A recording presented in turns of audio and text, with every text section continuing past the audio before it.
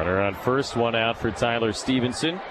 Swings at the first pitch, sends it in the air to deep right center. Fernando is back, he's at the wall, he leaps up, he reaches over, and he made the catch! Oh, unbelievable! But hang a star for Fernando Tatis Jr., who just robbed another homer. From MLB.com, this is the Morning Lineup Podcast. I'm your host, Matt Monaghan. Today is Wednesday, September 10th. Even the Giants thought they were out of playoff contention in 2025. Now look at them. Are the Mets on the verge of a collapse? Kyle Schwarber's 50th homer of the year didn't help.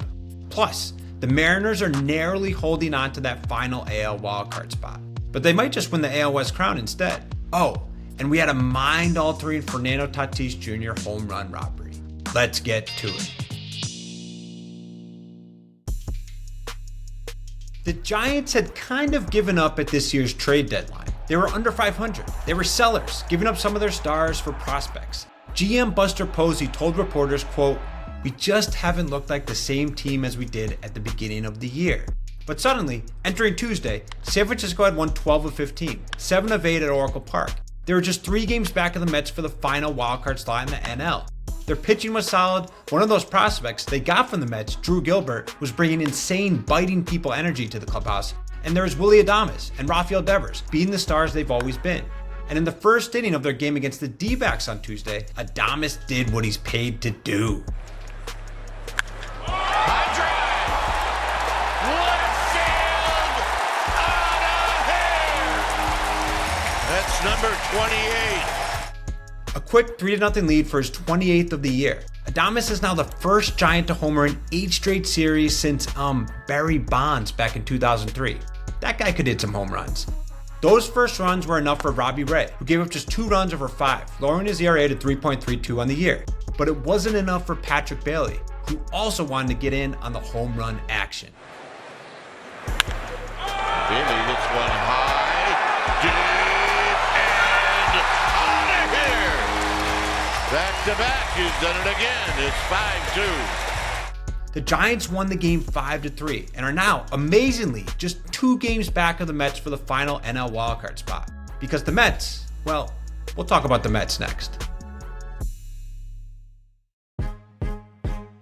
After playing well, not playing well, playing well, all in what seemed like a span of 2 weeks, the Mets are not playing well at the wrong time again. They entered their game against the Phillies on Tuesday with a 3-game losing streak and 3 games up on the surging Giants for the final wildcard slot. And well, in the bottom of the first inning, Nick Castellanos kept Mets fans panicking. Line drive out toward left field. That's going to be it for an extra base hit. The Phillies are going to take the lead. Harper scores. Here comes JT. The ball died in the corner. It's an RBI double for Nick Castellanos. And the Phillies take a 2-0 lead. By the end of the second inning, it was 4-0 Phillies on homers by Otto Kemp and Harrison Bader, who's now hitting over .550 against his former team this year. Another rough outing for Sean Manaea. The Mets would get 1 back on a Mark Vientos homer, but then Kyle Schwarber, who hadn't homered since his 4-homer game 10 games before, decided he was hungry for some more dingers. 3-1.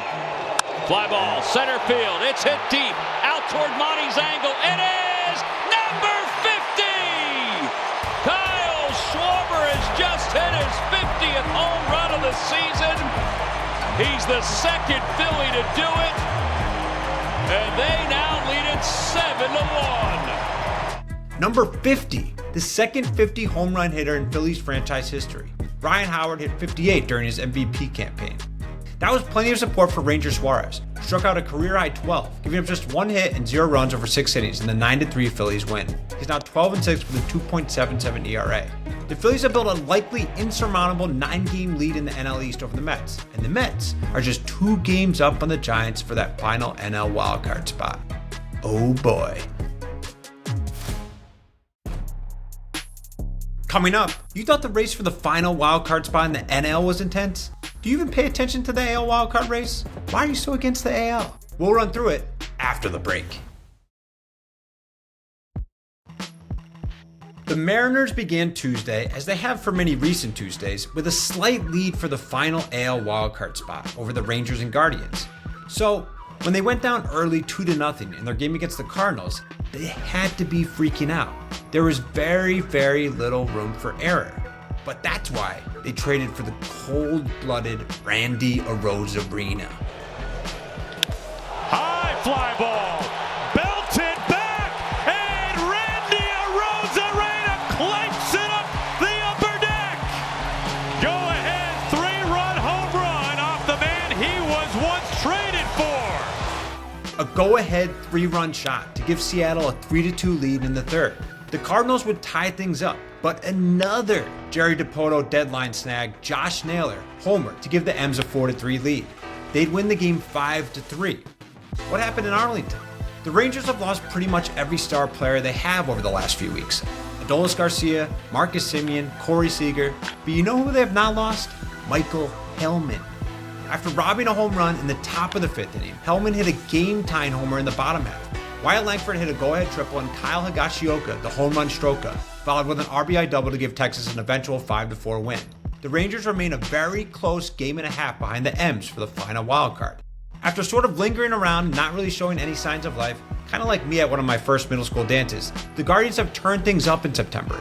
Entering Tuesday's game against the Royals, they'd won 4 in a row, and in the bottom of the first, their best player, and one of the best players in all of baseball for like the last 10 years, got a hold of one. In the air, left field, it's high, it's deep, Grisham, he's out of room, it's out of here, and the Guardians take a 1-0 lead on Jose's 28th home run of the year. Jose Ramirez, the king of Cleveland, with his 28th home run of the year to get the Guardians a 1-0 lead. The Honolulu kid, Joey Cantillo, went 8 scoreless, striking out 5 and giving up just 4 hits in the Guardians' 2-0 win. Cleveland remains in also very close 2.5 games back of the Mariners. Oh, and after a Blue Jays comeback 4-3 win over the Astros, the Mariners are just 1 game back of Houston for first place in the AL West. First place!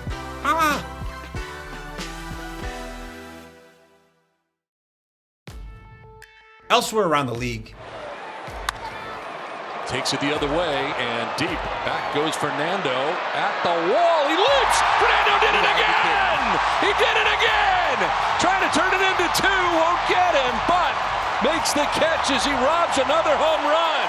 I am Nando. Fernando Tatis Jr. had a dramatic home run robbery, his 4th this season at Petco Park, and you should really go watch it, like at least 50 times. Just don't try to reenact it, your arm might fall off. But it wasn't enough for the Padres as they lost 4-2 to the Reds. Tyler Stevenson, who was robbed by Tatis, hit a go-ahead 2-run homer to get the Reds the victory. Since he is now just 3 games back of the Mets for that final NL wildcard spot. San Diego also now falls 2 games back of the Dodgers for first place in the NL West. LA beat the Rockies 7-2, behind a homer, double, and 2 RBIs from Mookie Betts, who's having quite a resurgence in the last few weeks. Over in the Bronx, Aaron Judge hit his 44th homer of the season and the 359th of his Yankee career, passing Yogi Berra for 5th all-time in franchise history.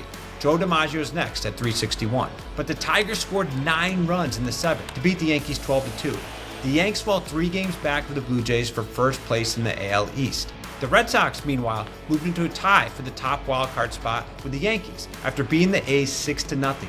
Rookie Connolly Early tied a franchise record with 11 Ks in his debut game, a mark set by Don Ossie in 1977.